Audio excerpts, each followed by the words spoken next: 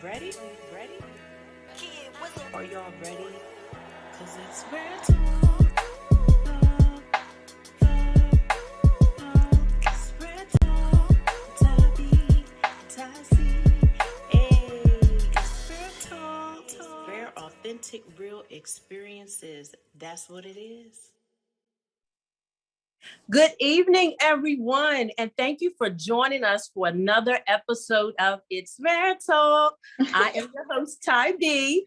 And I'm Tassie. And we're so happy to have you guys on tonight. Thank you. We want to give thank yous to everyone that has been tuning in, have been sharing, commenting. I'm sorry for those that I have missed your comments, but just know that we love you and appreciate you all. Tonight we have one of those, tough topics. But our guest, we have the pleasure of sitting down with her for the second time, y'all. For those, well, none of you know, but our guest on tonight, like, she is a serial entrepreneur. She's a mom, an author. Yes. She's a creator. She's been running a salon for over 40 some years. And let me tell you something. If I didn't know where she was from, I would have thought she was down south, because her hospitality, when we came to her, woo, oh my goodness. You remember that spread, cousin? Yes. I thought about that today. I said she had the chicken and the mashed potatoes and the rolls and the fixings, y'all. Like, she took care of us. I'm telling you. Y'all got to step up the game. If y'all bringing us to you, y'all got to step it up. So I wanted to share that because it's a lighter note, y'all. So this topic is tough. We're talking about trauma, y'all. We're talking about trauma. So, cousin, I'm going to let you go ahead and jump in, because we're excited to have her on tonight, y'all. Her name is Joanne Nicole Bryce. And, cousin, I'm going to let you go from there. Absolutely. I'm so honored to have you here on the show. Thank you once again for being with us. We are excited. We are happy to have you here. I'm excited how the Lord has truly used your life experience, and you are a true example of turning pain into purpose. And so I'm excited for what God is doing in your life. But we understand that what we see right now is your now.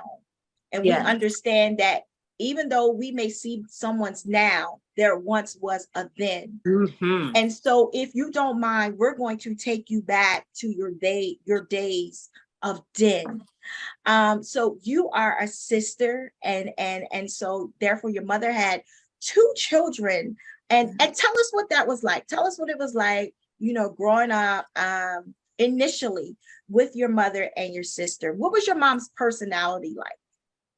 Mommy was a nurturer. She was a lover. She was an affirmer, an encourager, a motivator. She was very affectionate. And she saw the good in anybody. She was a provider as a single mom. She was working and going to school, but she was always present. Like, you always knew she was there.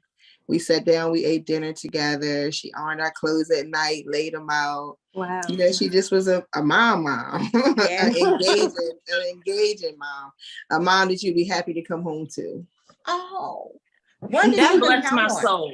Absolutely. That blessed my soul to hear that, because mommies ain't ironing no more. Yeah, yeah.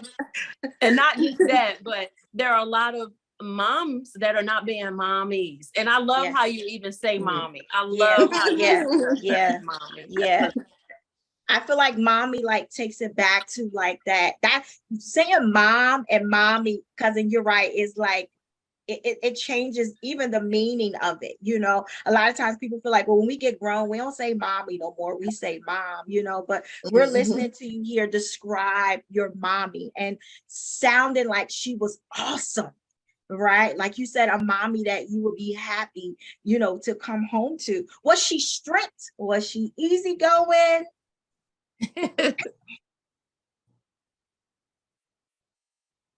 Unmute, Joanne.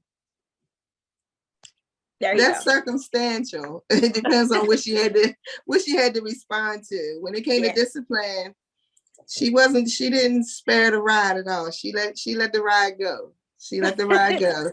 She didn't play. I remember one time I used to like to play with fire, and I didn't never got caught. When I finally got caught, we were standing in the kitchen, and I had set the curtain on fire. Oh my And God. it was a sheer, so it burned pretty quick and in place. Yeah. So mommy just was standing there, right calm, just looking at with me. So I was like, "Ooh, this is the thing to do." So she got the pot holder, and man, as soon as that curtain got done burning, she took that ride down and tore my high with that hot rod. Oh my Like God. when you did something you weren't supposed to do, she was real dramatic at teaching you the lesson so that you would not repeat the error of your ways, I'll say. Yeah. Joanne, But- did you burn down any more curtains after that? No. I probably didn't light a candle till I was in my 20s. Right. No. Listen, No, cousin, no. my next question to her was going to be, can you share a memory? A fond memory. I will never ever forget that.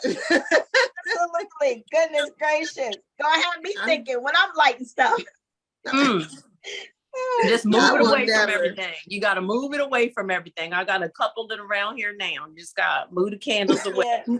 Yeah. But anyway, moving forward, just a little bit more. Do you remember like holidays? Do you have any fond memories of a holiday or birthday with mommy?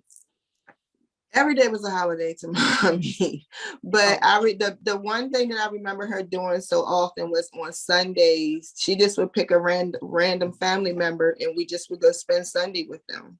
We would just hang out, eat, talk, just be in the moment.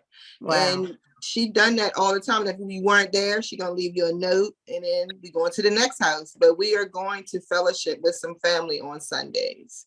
That is important. That's Yeah. important. And we need to get back to the Sundays. We were doing them. We were doing them, and then we kind of stopped. You know how sometimes when you lose like grandmother or those that are significant, sometimes we lose that. But we got to keep that going. So I'm glad you brought that up on tonight. Is that something you do now, the Sundays? Yes. Yeah. Well, no, not that often, but I leave notes. I leave a lot of notes. I send a lot of cards, and but actually this year, November, I just realized that it's 5 generations of us on my dad's side. So we're all going over for Thanksgiving, and I got a photographer to come get us some good shots. That's good. So I can't wait to do that. We haven't done it in a couple of years. Creating memories. Yeah. Yes. And it sounds like your mom was very family oriented.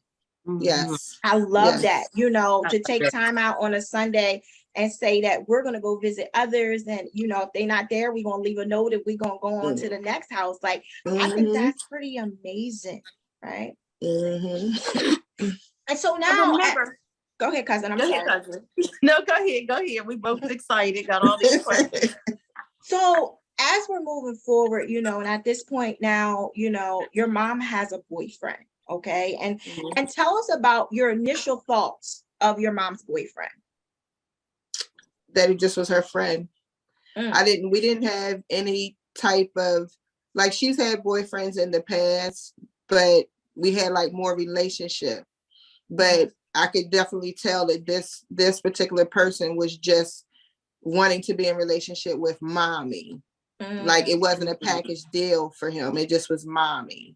Got you. Wow. It was real divided. Real divided. Okay. Now you were still so young then. So when were there real like concerns, like something ain't right with him or this relationship, or why is mommy even talking to him?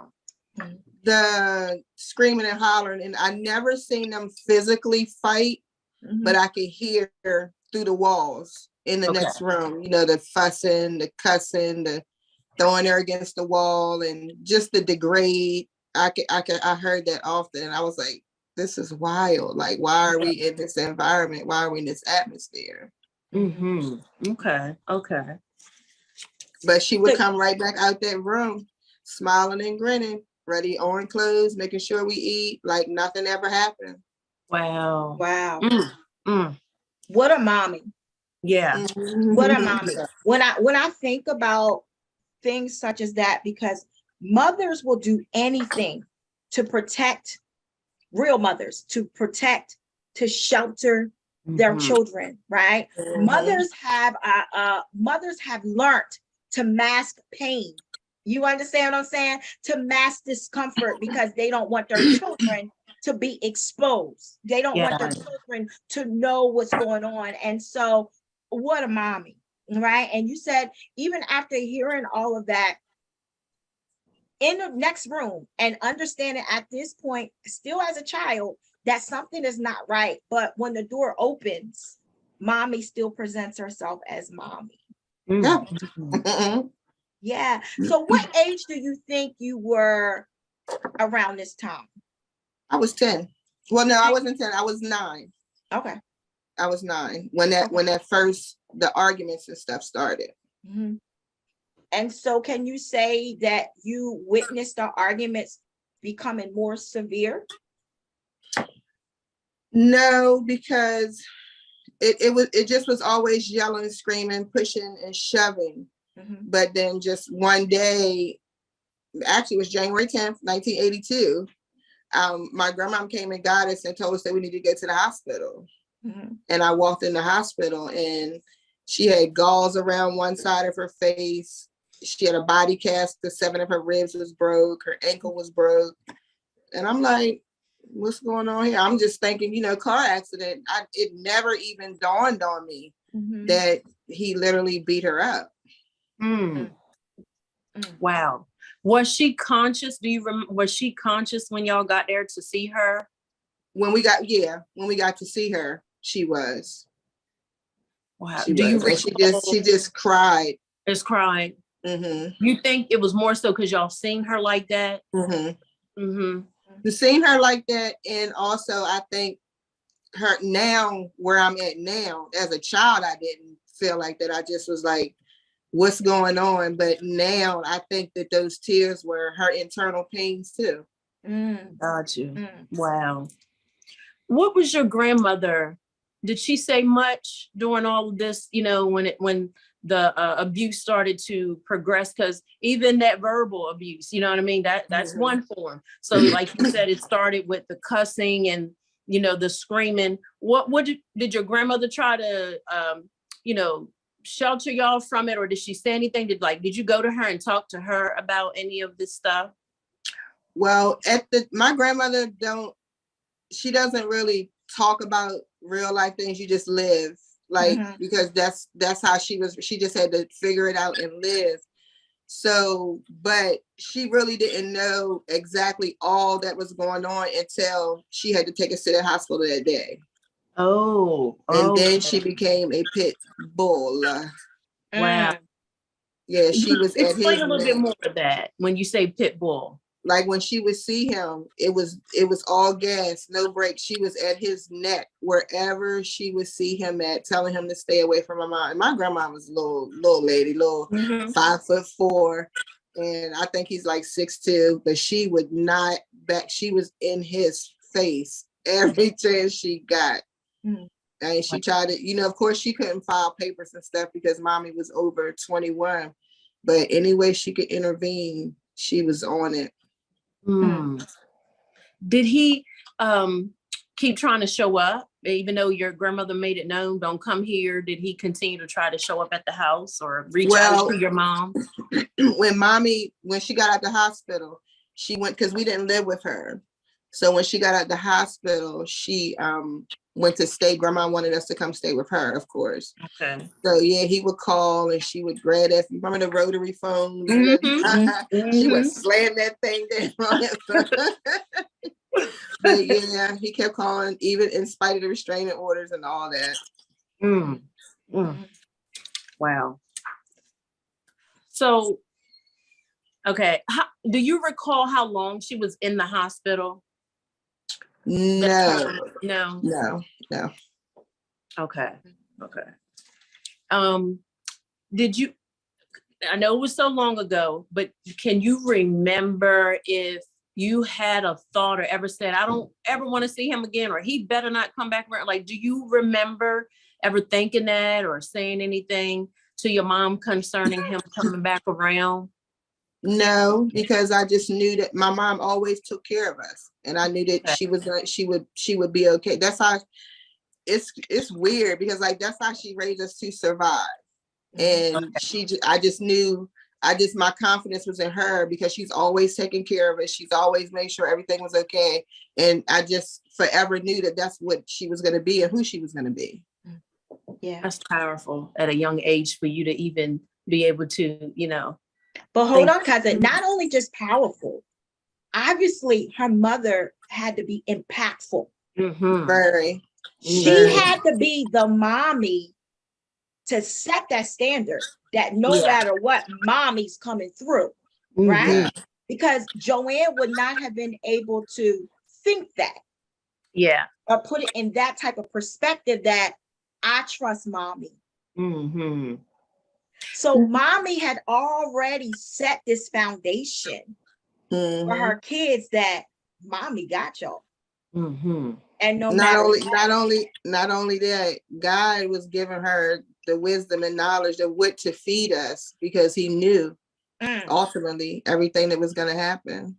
Yeah, that's good stuff. And so, you know, and I don't want to get too far in the show, but looking at it from that perspective, from the eyes of an adult now, right? Like you said, as a kid, you wouldn't be able to look at it like that, or even growing up, but now as an adult, you're able to look back on the situation and look at it from a whole different view, which makes the fact of you turning pain into purpose even more understanding. Right? But lead us into that day. I went to school that day. It was funny because me and my mom was beefing, and she did that whole lick her finger and, you know, wipe the side of your face and then send you into school, because she took us to school. She was that mom. She took us to school every day. And so I just was like, I need you to stop doing that. That's so embarrassing and it's nasty. Use my own spit. You know, we going back and forth. But later on that evening, she worked 3 to 11. So later on that evening, she would always call around 6 to see if we needed help with homework, or, you know, if we needed to be up, because she would say, well, go to bed now, because when I get up, I'm gonna wake you up and you need to get this homework done. And I needed help that night. So I fell off to sleep, and I woke up about 11, you know, expecting her to come home. But I woke up because I was having pains in my chest. I mean, my chest just was hurting. It was like, I just was having pain. I can't even describe it, but it was like taking my breath away. So I ran in my grandma's room and I was like, I can't breathe. I'm having pains in my chest. I was like, and something is wrong with mommy. And she was like, what? I was like, she's supposed to be here. She's going to help me with my homework. And she was like, no, she might have just went to the club or something. I was like, no, I have homework. So I knew she was coming home. And she was like, Joanne, just go lay back down and she'll wake you up when she get here.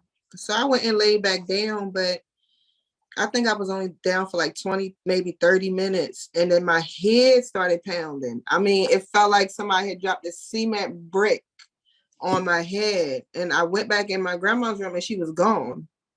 So I was like, this is crazy. So I went in my, and her husband my grandfather was gone.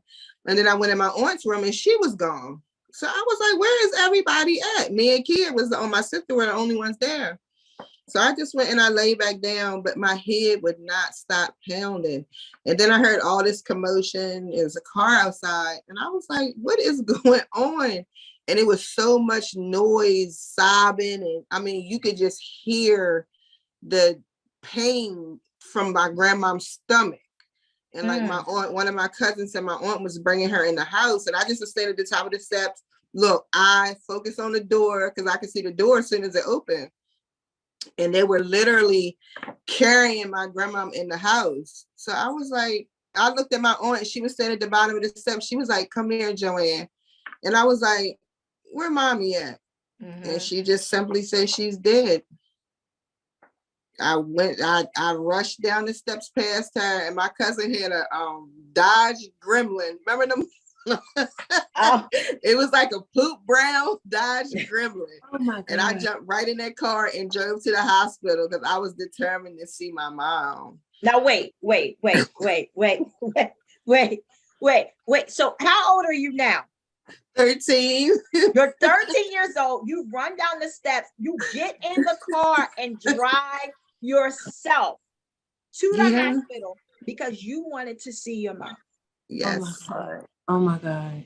My mom taught me how to drive when I was 12. She got sick and I had to take her to the hospital. And she had a 5-speed and she taught me how to drive. Mm, Oh my goodness. what a wise I woman. mean, Yes. like I really, Like I really cousin, it was almost like she was setting things Yeah. in order. yeah. Yeah. Now, Joanne, let me ask you a question. So after that first hospitalization, did Mhm. you know that your mom went back, or did she not go back into a relationship? I kind of thought she did. I had like a woman in a wishing kind of thing going on. I could tell because her attitude would shift because he's so needy. He just needs so much attention. And then when he don't get it, he just be crying and crying and crying, lashing out. And it just was the constant calls and the hang-ups and the leave me alone and so I guess, and finally one day he just was waiting outside of her job for her because she wouldn't talk to him. Hmm. So Did you ever get like the details? Okay, he was waiting. Did she get in a car with him? Like, where did it take place? Do you know where it happened when he attacked her? That she was at her car and they started walking out in sets of 3s because he was threatening and stuff. But the facility didn't have anybody on the inside, to man the door. So the door automatically locked. So when they came out in 3s and the 2 heard mommy fussing, and then one of the ladies did yell for him to leave her alone, but they ended up getting in the car. So your mom got in the car. No, they got in their car and left, and he stabbed her 34 times, but he stabbed her in her chest area, and the last stab was in her head. And nobody can tell me that was not what I was feeling that night. Because you woke up and the Yeah. first thing you thought about is, where's mommy? Something was wrong with her. Something was wrong with her. Mm-hmm. Gosh. Oh my gosh. Okay, so he shows up at her job. Some people out there, they end up leaving, and she's just out there with him, and he's just going in, just stabbing her repeatedly. Yep.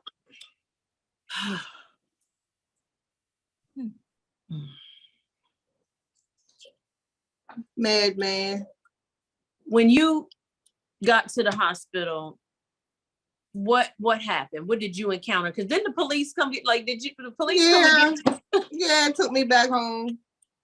I told them I could drive home, just follow me. So they didn't need 2 people, and then somebody had to come back. Oh. But you get home, what do you recall? What do you remember? I know it's been so long, but I know some things are still fresh. But what do you recall when you get home and the days following? Like, just take us on this journey. I just remember coming back in the house. Everybody's still, crying. Everybody is crying and upset, but everybody's just so disconnected. Like, somebody sitting here, somebody sitting here, somebody hitting there. So I just went upstairs in my room and I just sat to myself. And I used to always, and like when it came time for her funeral, I mean, it was so, I had on the ugliest dress, first of all. This tan dress with these red trim. I'll never forget that ugly dress. But the casket was closed, of course, because her body was so beat up. And it was so many people there, but it was like I just was invisible at the same time. It just seemed like I just was walking around. I just had a bubble around me.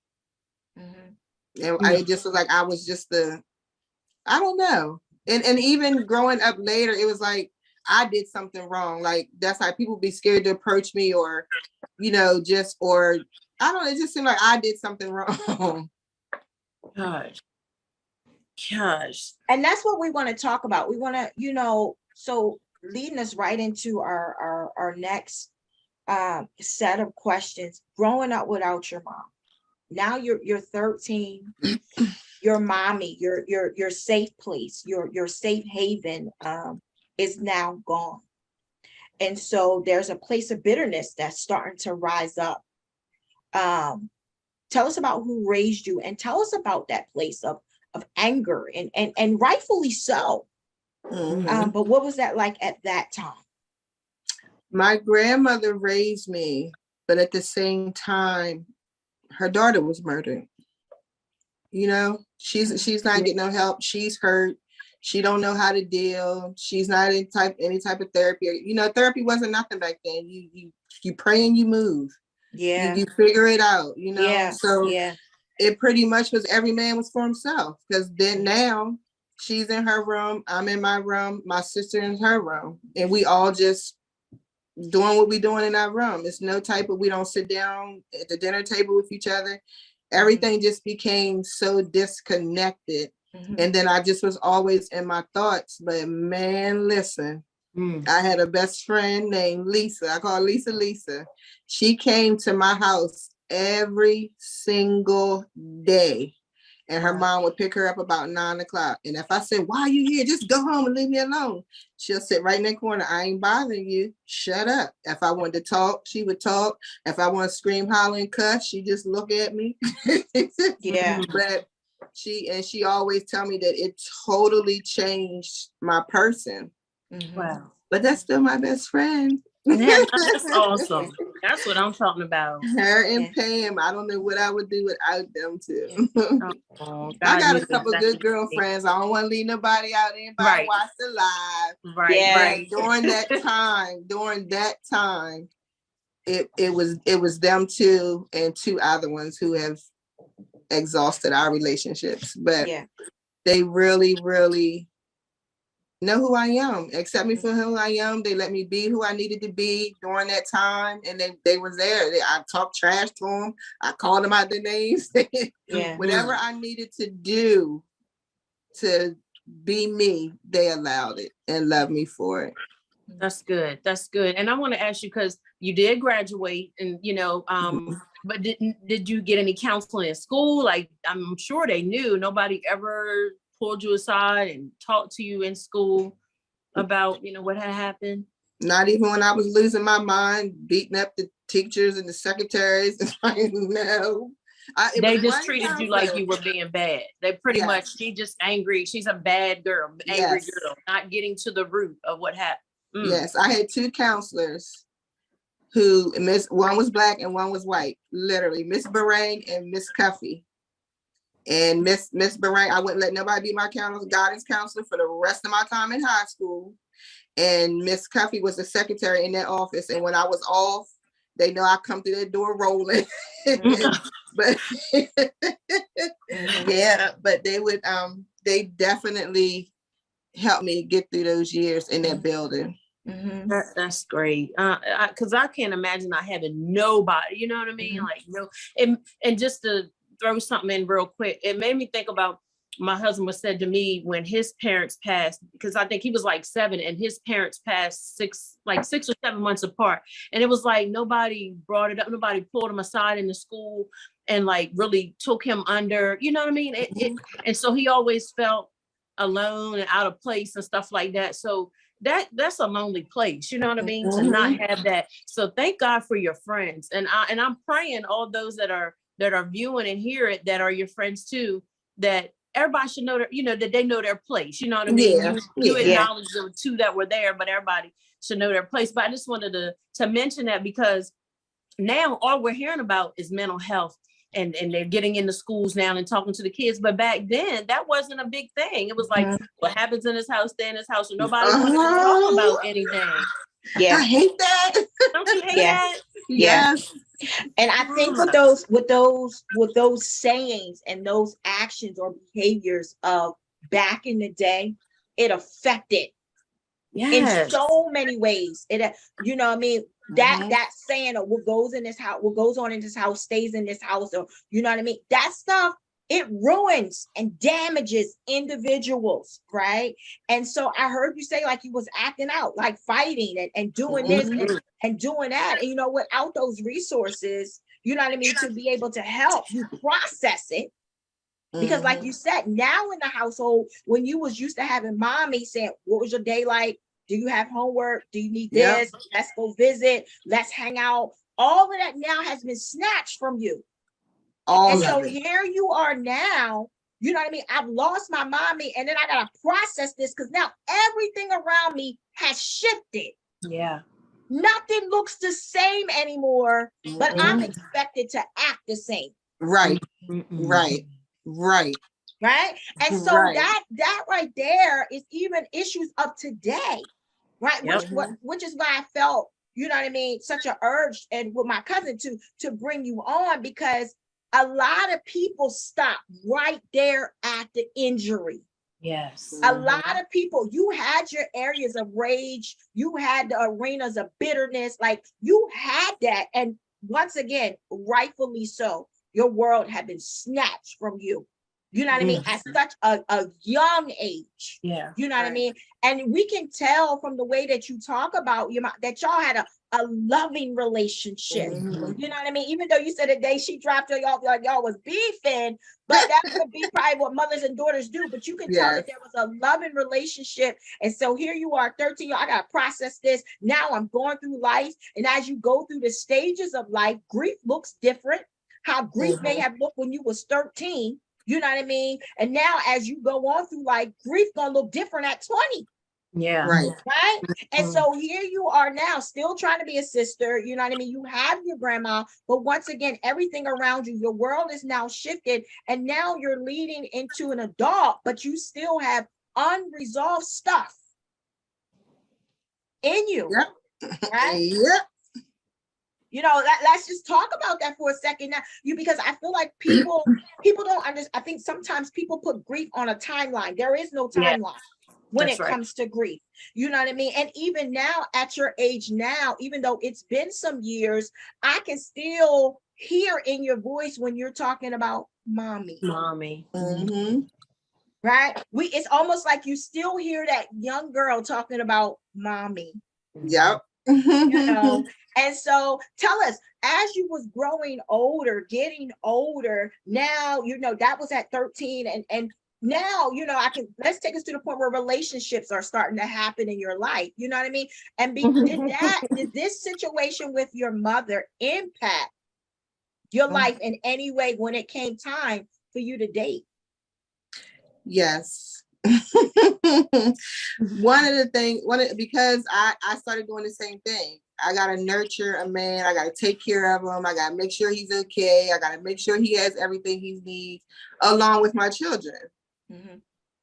So when it's time for me to do something for my children and he wants something too, and my child is going to come first, then it's conflict. And honey, one thing for certain and two for sure, them 3 J's and all them other 5 that I took care of too, no, nothing or nobody's coming before them. So how old were you when you had your first child? 19. And then that's another thing. I was in so many relationships without being in relationships. Not asking questions, not finding out who you are. Just having to have some type of love because my mom was so much love that I didn't care where it came from. And then I didn't feel worthy because of all the shunning I got growing up. She's never going to do nothing. She's going to have a bunch of babies and not take care of them. Like, they was really speaking that stuff over my life. But at that time, I wasn't familiar with spirits and people speaking over your life. My grandmother practiced Jehovah's Witness, so that we didn't work in the spirit. We didn't deal with the spirit. So I didn't know how to renounce that stuff and rebuke that stuff. I just was walking right on in it and walking, enjoying it, living my best life. Study trying to mask the real pain that I should have been dealing with. You said something very profound. You said that I was dealing with the rejection and the trauma is often the root to so much stuff. Yeah. Right? This happened to you, wasn't processed, wasn't really dealt with, or dealt with in the ways that people know how to deal with it. Let me put it that way. You know what I mean? So here you are, and now all this other stuff is coming. Rejection, abandonment, you know what I mean? Relationships that's not worthy, or that you feel like you shouldn't be in. You know what I mean? All this other stuff, right? And so now here you are as an adult, you know what I mean, trying to walk this thing out called life. Right. With stuff attached to you. Every which way but loose. Absolutely. Right? Almost, you know what I mean, in such a way, like you said, you masked a lot of things, you know what I mean, to not tune in with the pain. Right? So that means now a whole nother person is being created. Yeah. The real Joanne is behind the mask. Somewhere lost, just walking around looking for herself. Yes. And so I remember when we had our initial interview, you were sharing like some really deep things. And those are things that we really don't have to go into, but like some really deep things. And then you said, I'm going to tell you what truly changed the whole trajectory of my life. And you said that you know, your grandma was Jehovah's Witness, and you didn't find solace, or you did not begin to mend until you met Jesus. Listen, one of them best friends, Pam, she went and found Jesus first. Well, you know, growing up, when my mom first passed away, Bishop Wharton was not playing about me still going to church. Mommy took me to church when I was younger. When she passed away, Bishop Wharton kept coming to get me. But of course, you know, as I got older, you know how we do, fall by the wayside. And then also, you know, struggling, dealing, in pain, grieving, don't feel like, you know, nothing is happening for me. But Pam, my best friend, found Jesus, and our relationship started going further and further apart. Nah, sis, nah, no, you ain't. And literally, you know, I started working on my relationship with God, and I was so caught up in the rules, the regulations, the laws of religion, and I did not have a relationship. I didn't have an ear. I didn't have an unction. I didn't have a feeling for the things of God, and when God was talking to me. Because then once I did, I was like, man, God told me that, you know, a long time ago, my dumb behind still phone chill. You know, and it just changed everything. It taught me how to forgive, and not just by word, but by deed. It taught me how to be open and consider people foundations. Everybody has a story. And in their story, it determines and leads to how they live their life until they make a decision. I had a miserable childhood. I was angry. I was bitter. I was rejected. I was born into rejection. Father didn't want to know who I was. Got 2 different men on my birth certificate. Like, all of that stuff carries. Yeah. But at the end of the day, God is my daddy. God is my daddy, and he affirms me and shows me and uses me in mighty ways. And for so long, I stood behind the chair 46 years, helping people save lives, helping people create businesses, helping people open up this, open up that, figure out the problems to this, how to solve that, how to beat suicide. I mean, for years, I've done that. I am the child of the Most High. Yeah. I refuse to be miserable in my adulthood. And so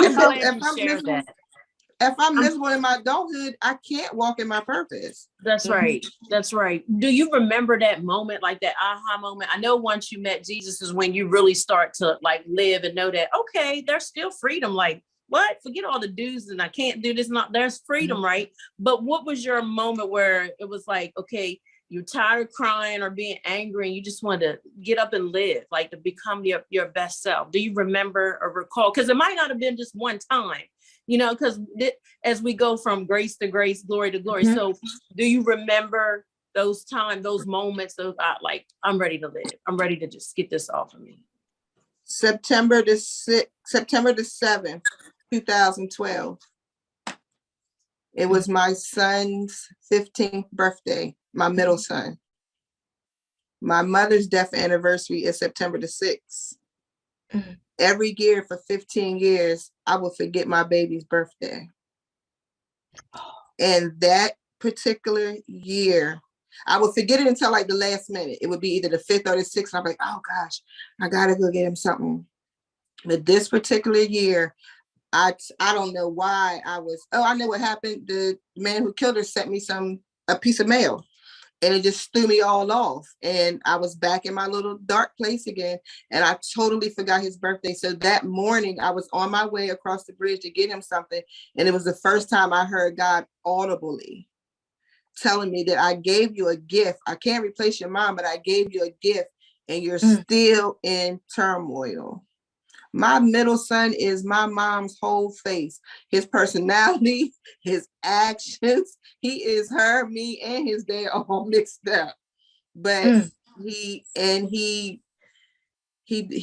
does something for me. All of my kids do something for me, but he knows when to come. He knows when I'm off. He knows he can read me.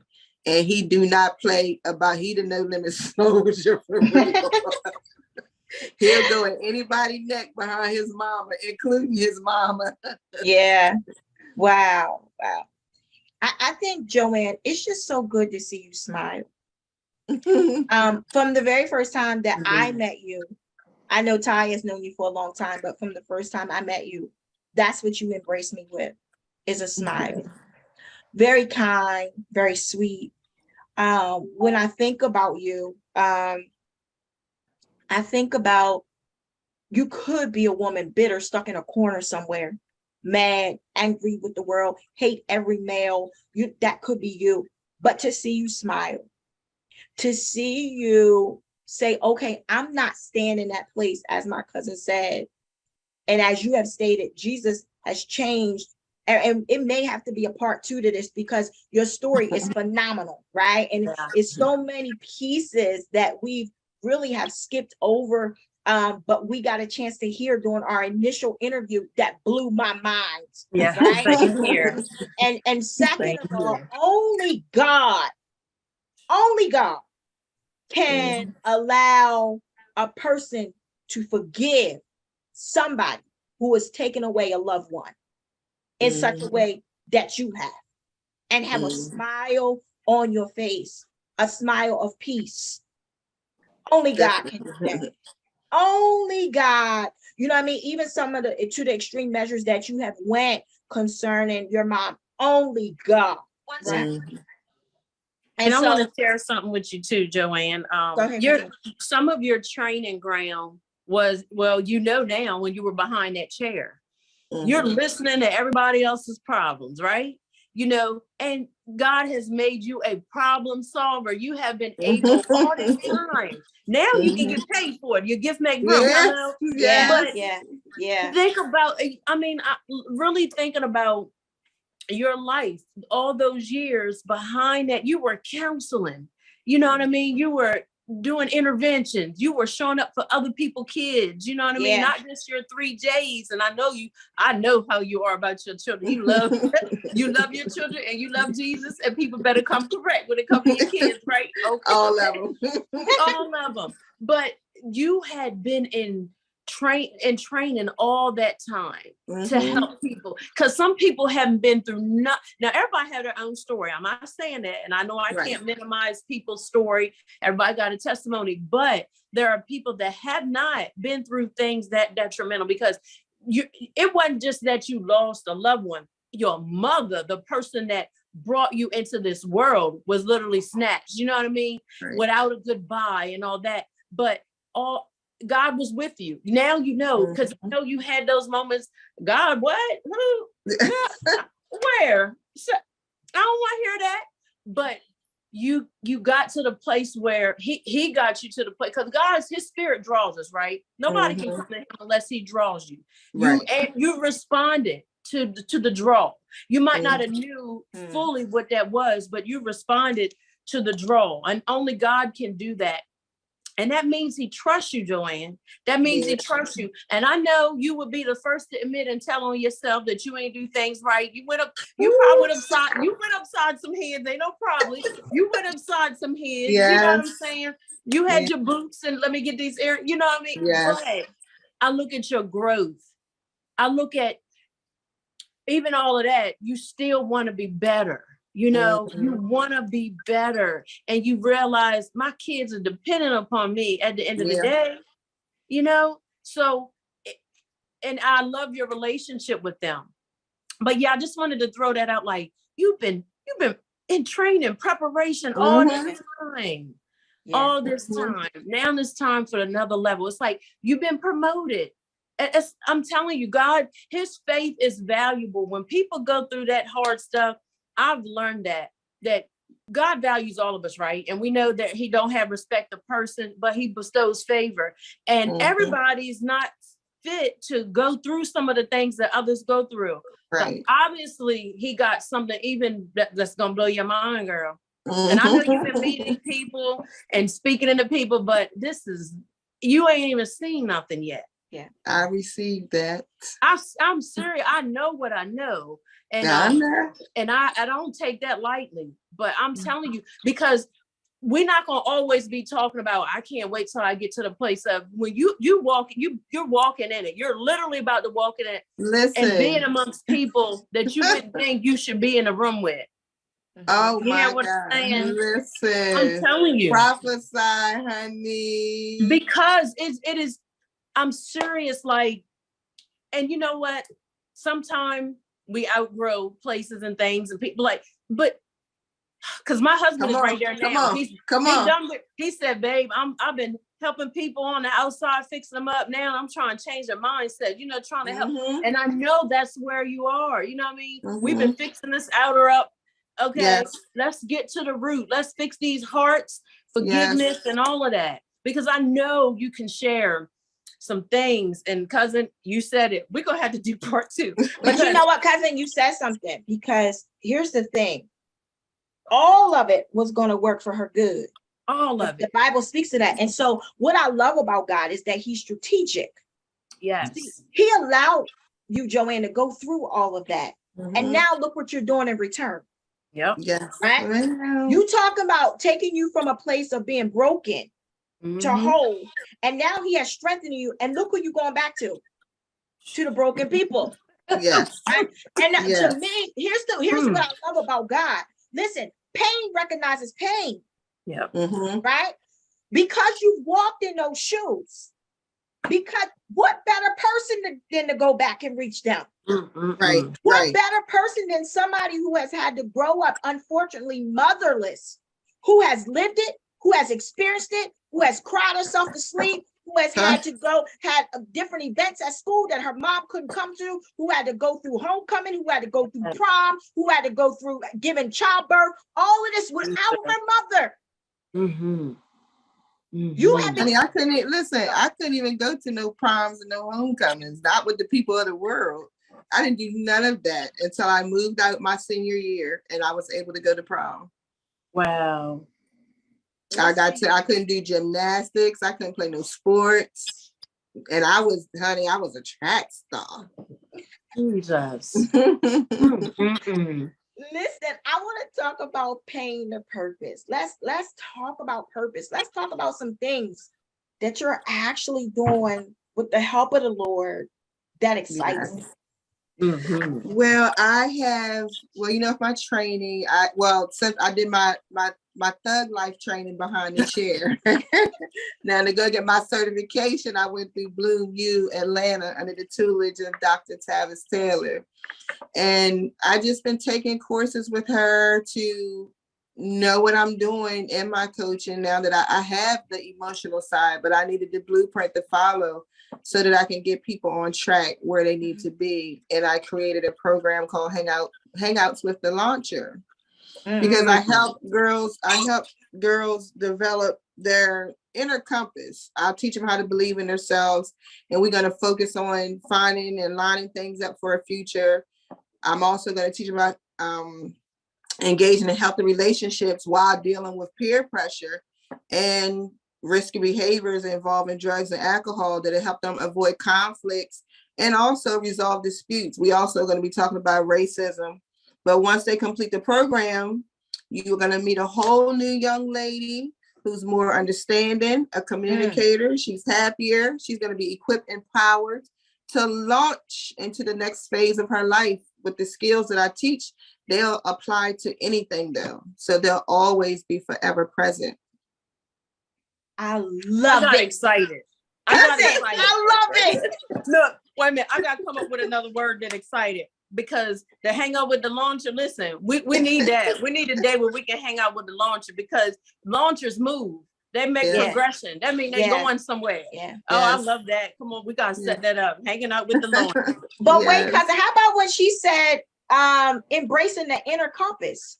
Yes, I know. Yeah. We so I'm often writing are that meant to down. be quiet. We're meant to be quiet, and we're meant to hide how we really, really feel, because we're so concerned with how everybody else feel about how we feel. My story has been dummied down for 38 years because everybody's, oh, you just need to be quiet. Just deal with it. It's done. It's over with. Like, get out my face. It happened. It made a difference. And it got me to where I am today. I That's don't it. want to see nobody else suffering. I don't want nobody sitting in the corner all in pain. And like, as these kids now, they just went through a pandemic.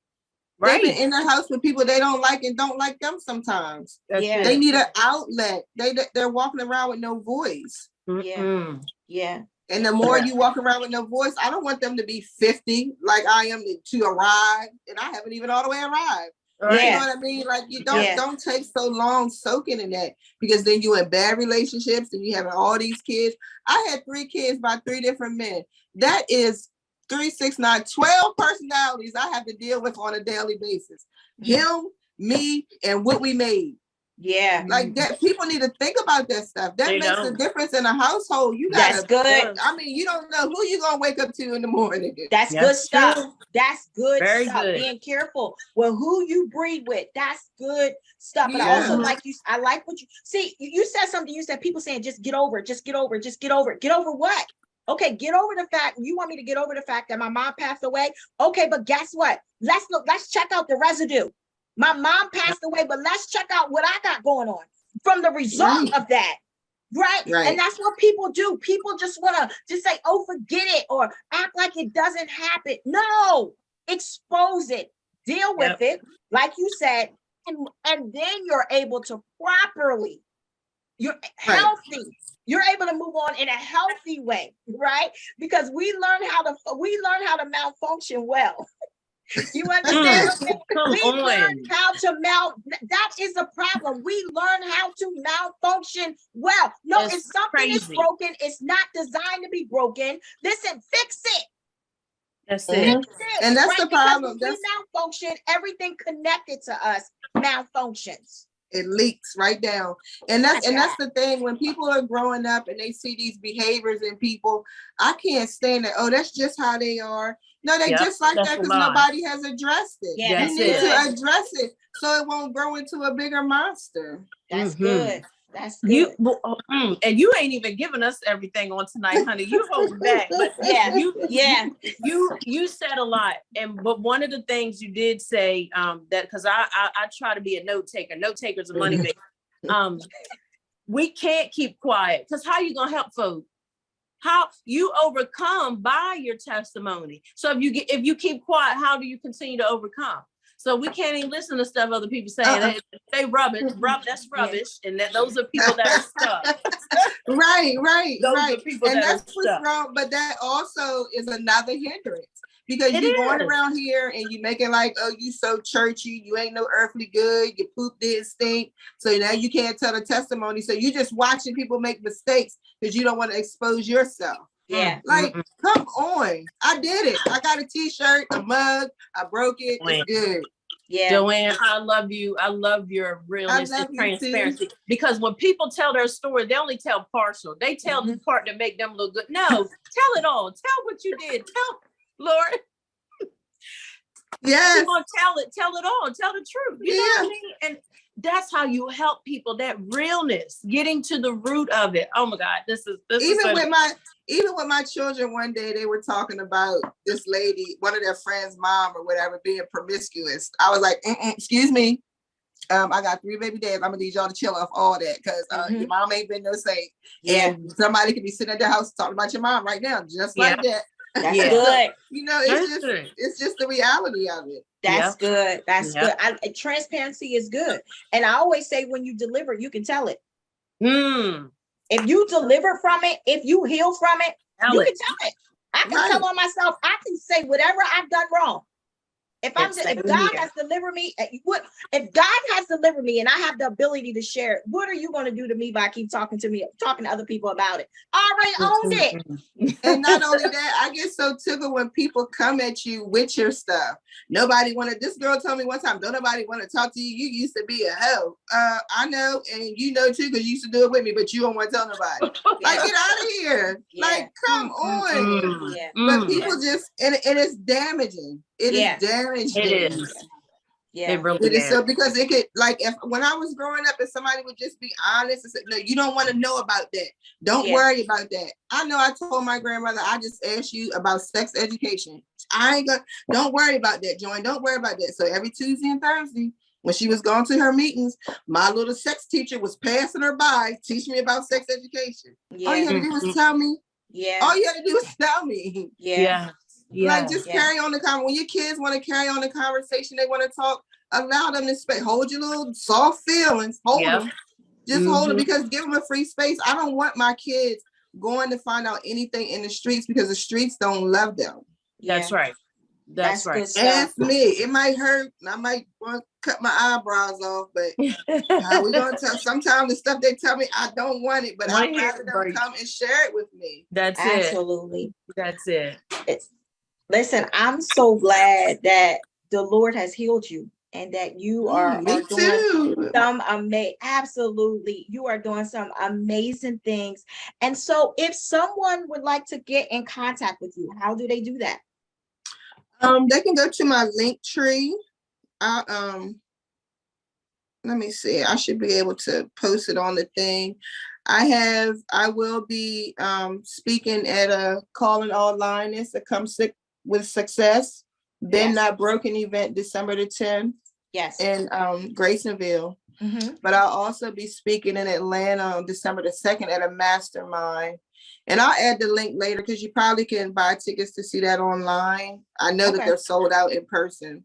Okay. But outside of that, I'm having a webinar to introduce my whole program on Saturday at 12 o'clock. And it'll be in my LinkedIn tree. I'm working on the flyer. I was trying to have it done by today, but I was running around. I had my makeup done today, so I just had to be seen all day. You look marvelous, girl. Thank you. So we'll definitely make sure that we know that. Thank you. We'll definitely make sure that Do you have a website? My website is joannebryce.com. Okay, perfect. We just want to make sure we get that out there, because I know that you are doing some amazing things. If you look in your inbox on Facebook, that LinkedIn that I tagged you in, it's everything that I do and everything that I offer, all of my ebooks. I have a couple of journals on there, gratitude journal, a journal for little girls and teenagers. And if someone is stuck in their prayer life and need a jump boot, I got a book in there for that too. Okay. I will definitely make sure I post that, because I think that that's some valuable information. So listen, as Ty C, and I'll let Ty B have last words as Ty C, I just want to say thank you so much for being a part of Rare Talk. Your experience is definitely rare. What God is doing in your life is awesome. I'm excited. I'm hoping I'll be around to continue to watch God move you on this journey, doing some great things, going back and trying to help men and heal some other broken people. Because like I said, you know what it's like.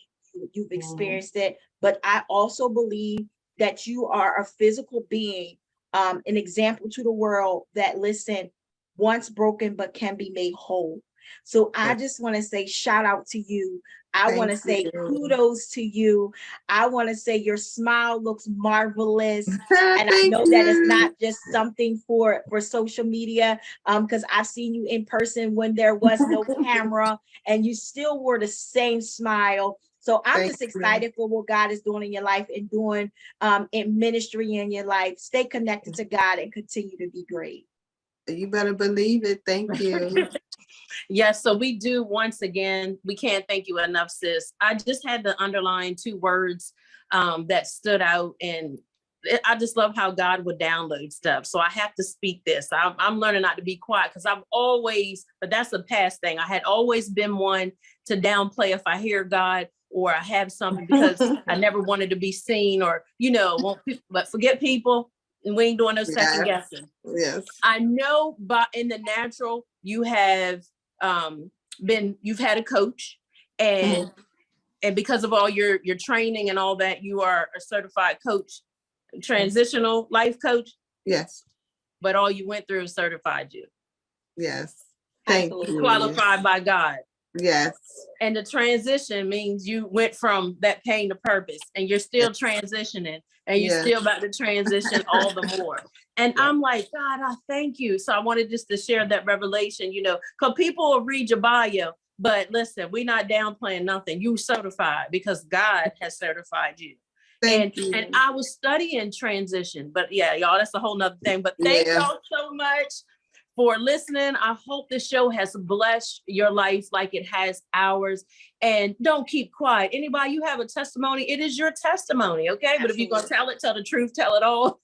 But and allow God to continue to heal, promote, and elevate. So if y'all have any ideas, any topics, reach out to us at itsraretalk@gmail.com. Again, we just thank you all for just going on this ride with us. And you'll be able to see this episode again on some networks that'll be coming up really soon. We're so grateful for that. But y'all, thank you. Thank you so much for tuning in tonight. Y'all be blessed. Thank you. Ready? It's Rare Talk. Are y'all ready? Because it's Rare Talk.